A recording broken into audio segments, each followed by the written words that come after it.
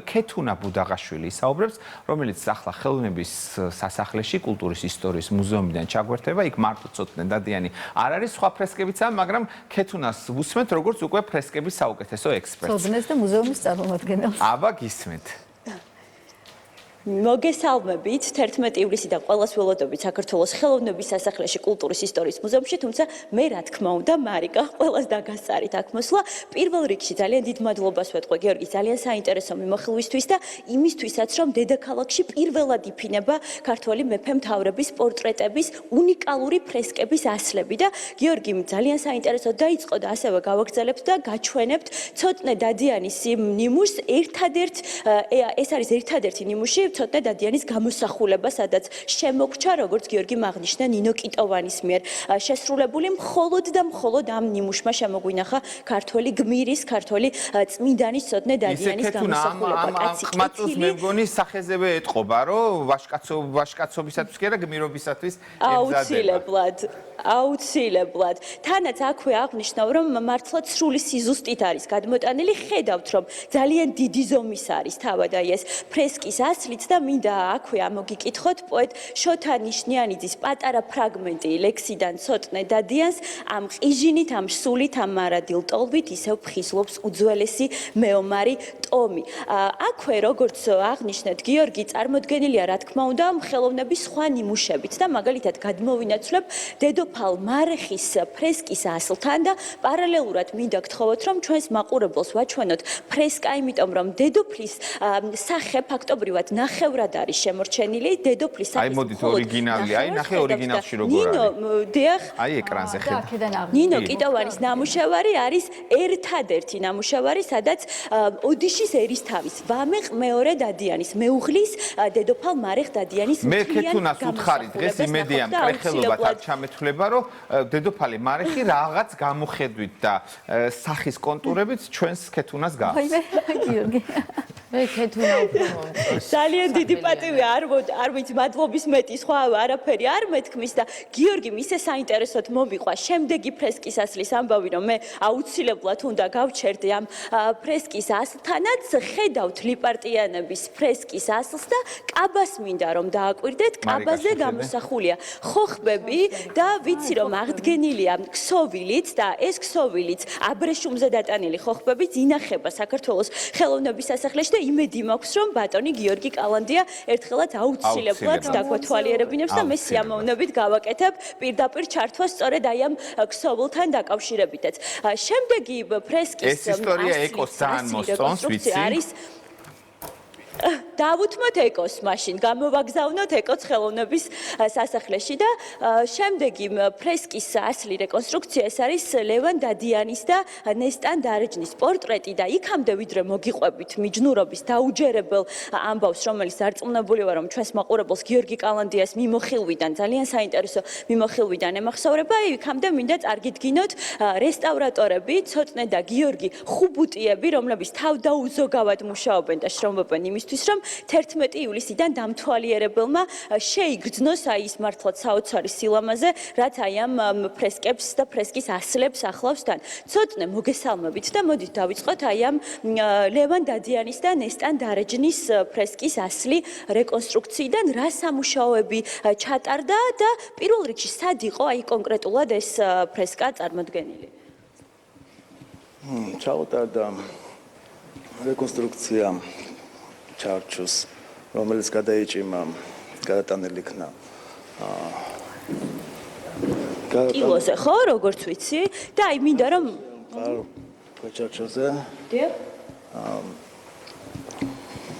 მინდა რომ მაყურებელს ვაჩვენოთ დაზიანებების, რომლის აღდგენაზეც თქვენ მუშაობთ და ვიცი რომ 11 ივლისამდე აუცილებლად მოასწრებთ ხო ამ ყველაფრის დაზიანებები, აი მაგალითად ფენა არის ამზრალი, მისი გამაგრება ხდება ამჟამად. ხო, ნამუშევარი შესრულებული აქვე მინდა ამოვიკითხოთ ნინო კიტოვანის მიერ 1984 წელს 40 წლის არის ფაქტობრივად ეს ფრესკის ასლები, ხო? რა არის ყველაზე დიდი სირთულე, რაც აი ამ მუშაობის პერიოდში თქვენ გამოიარეთ? ნუ მოგეხსენებათ დიდია გადასატანად ქვეჩარჩოზე ამ შევარე და აქვე სირთულეები ბევრი გაქვთ დარწმუნებული ვარ. აქვე გიორგიც არის ჩვენთან ერთად, გიორგი ხუბუტია და მინდა რომ გიორგი მას პატარ-პატარა დეტალები გვაჩვენოს, დაზიანებები რომ მაყურებელმა აი კარგად შეიგრძნოს და აღიდგინოს და აი ეს მეთოდი ზოგადად ფრესკების ასლების რეკონსტრუქციის არის ძალიან მნიშვნელოვანი, იმიტომ რომ ერთის მხრივ გვინარჩუნდება ფრესკა და მეორეს მხრივ ჩვენ გვაქვს შესაძლებლობა წარმოვიდგინოთ თავის დროზე მხატვარმა როგორ დახატა ვთქვათ ცოტნე დადიანის ფრესკა, ხო? მნიშვნელოვანია იმით, რომ ეს ასლები არის ზუსტი ზომები აღებული. მასთან ერთად ფრესკის წარმოიდგინეთ, ეს არის 1984 წელს შესრულებული ქაღალდზე რა. ამჟამად ახლა ჩვენ ცოტა გვაქვს დარჩენილი თქვენ გადაიტანეთ ქვეჩარჩოებზე, ხო, როგორც?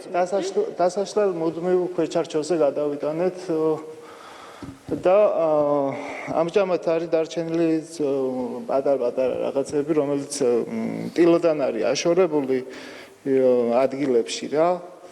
და ამას დავაწევებთ, გავამაგრებთ და 11 ივლისამდე ყველაფერი მზად 11-მდე ქეთუნა, ეხლა შენ გითხარი ქეთუნა, შენ სიმართლე გითხარი ყველაზე მეტად რომელი ფრესკა მოგეწონა და ამ მიჯნურობის ისტორიაც უნდა მოგვიყე, იმიტომ რომ ეკო მესაბავი დაიმახსოვრა. ხო, მე ყველაზე მეტად რომელი ფრესკითაც დავიწყეთ, ეს იყო ცოტნე დადიანის, ყველაზე მეტად ვაღიარებ რომ ეს მომეწონა, თუმცა ისტორია რა თქმა უნდა მაოცებს, გიორგის მიმოხილვიდან მოვისმინა პირველ რიგში, ლევან მეორე დადიანის და ნესტა ნარეჯნის მიჯნურობის, ასე ვთქვათ, საქართველოს ისტორიაში ყველაზე ცოდვიანი სიყვარულის ამბავი, იმიტომ რომ ლევან მეორე დადიანის მეუღლე ნესტა ნარეჯანი თავდაპირველად იყო მისი ბიცოლა, მისი აღმზრდელი ბიძის გიორგი ლიპარტიანის მეუღლე და იქამდე ვიდრე ლევან მეორე დადიანი იქორწინებდა თავის ბიცოლაზე ნესტა ნარეჯანზე, მან ჯერ საკუთარ მეუღლეს ბრალი დასდო